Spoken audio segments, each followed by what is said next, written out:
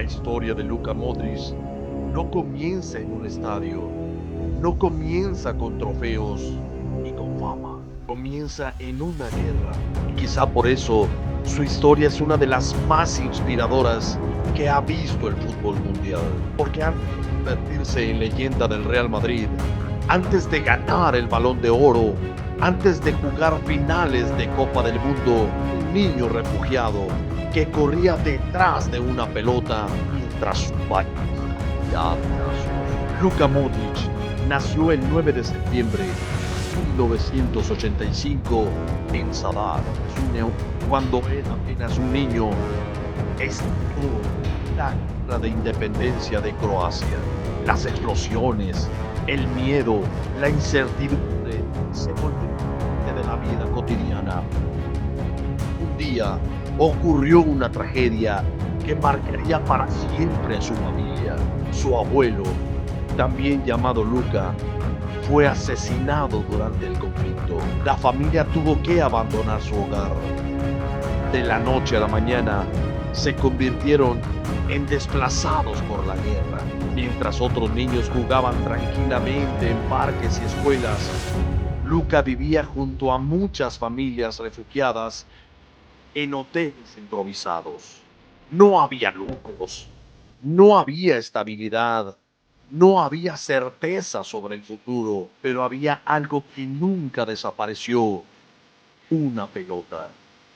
Entre edificios dañados por la guerra, Lucas jugaba fútbol durante horas. Era su forma de escapar, su forma de olvidar, su forma de soñar. Cuando comenzó a entrenar formalmente, muchos entrenadores tenían dudas. No era fuerte, no era alto, no imponía físicamente. Algunos pensaban que jamás podría triunfar en el fútbol profesional. Parecía demasiado frágil, demasiado pequeño, demasiado delgado, pero estaban observando el cuerpo tocado, porque lo que realmente importaba, mientras otros corrían más rápido o golpeaban más fuerte el balón, Luca veía cosas que nadie veía. Entendía el juego segundos antes que los demás. Sabía dónde iba a aparecer el espacio, sabía cuándo pasar, sabía cuándo acelerar. Parecía jugar ajedrez mientras los demás jugaban fútbol. Finalmente llegó al club más importante de Croacia en aquel momento, el Dinamo Zagreb. Allí empezó a construir su reputación, ganó títulos, se convirtió en figura y llamó la atención de clubes europeos. El niño refugiado estaba cada vez más cerca de la élite. En el 2008 fichó por el Tottenham Hotspur, la Premier League, uno de los campeonatos más físicos del mundo. Muchos volvieron a decir lo mismo: no sobrevivirá, es demasiado pequeño, le falta fuerza. Pero otra vez se equivocaron. Luka no solamente sobrevivió, se convirtió en uno de los mejores mediocampistas de Inglaterra. Entonces llegó la llamada que todo futbolista sueña en recibir: el Real Madrid quería ficharlo. Era 2012 y comenzaba una nueva etapa, una etapa que cambiaría la historia del fútbol. Lo curioso es que los primeros meses en Madrid no fueron sencillos. Incluso algunos medios llegaron a considerarlo uno de los peores fichajes de aquella temporada. Las críticas eran constantes. Muchos dudaban, muchos pensaban que no estaba al nivel del club más exigente del planeta. Pero Luka nunca respondió con palabras, respondió jugando. Poco comenzó a dominar los partidos. Sus pases parecían tener ojos. Su visión era extraordinaria. Su inteligencia táctica fascinaba a entrenadores y compañeros. Y junto a jugadores como Cristiano Ronaldo, Sergio Ramos y Karim Benzema, construyó una de las épocas más gloriosas en la historia del Real Madrid.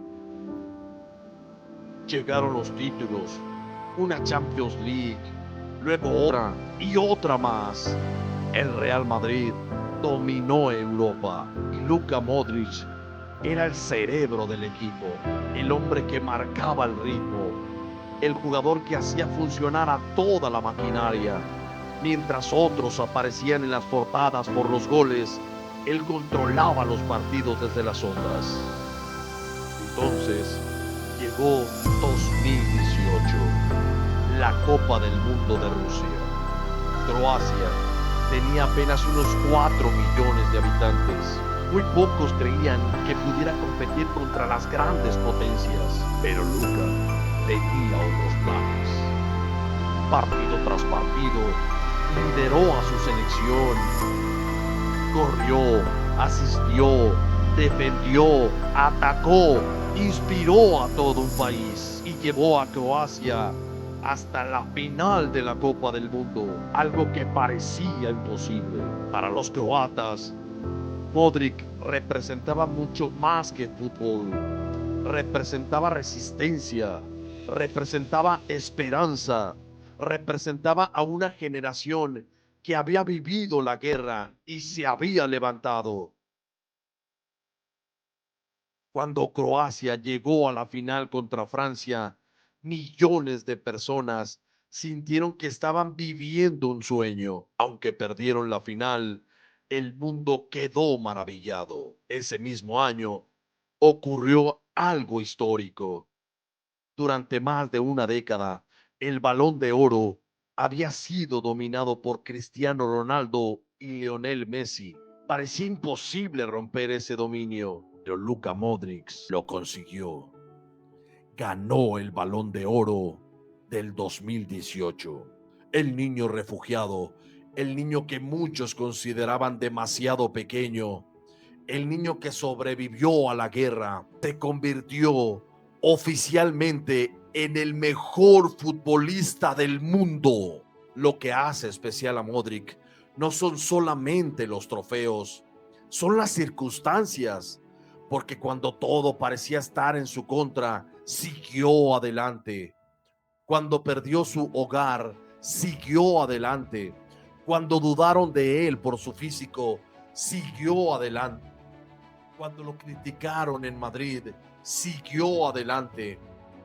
Nunca buscó excusas, nunca se rindió. Por eso su historia conmueve a millones, porque demuestra que el talento es importante, pero la perseverancia lo es aún más. Demuestra que los obstáculos más difíciles no siempre determinan tu destino y que incluso un niño que creció en medio de una guerra puede llegar a la cima del mundo. Mientras muchos veían destrucción, Luka veía esperanza. Mientras otros veían límites, él veía posibilidades. Y mientras el mundo dudaba de él, siguió caminando hacia adelante.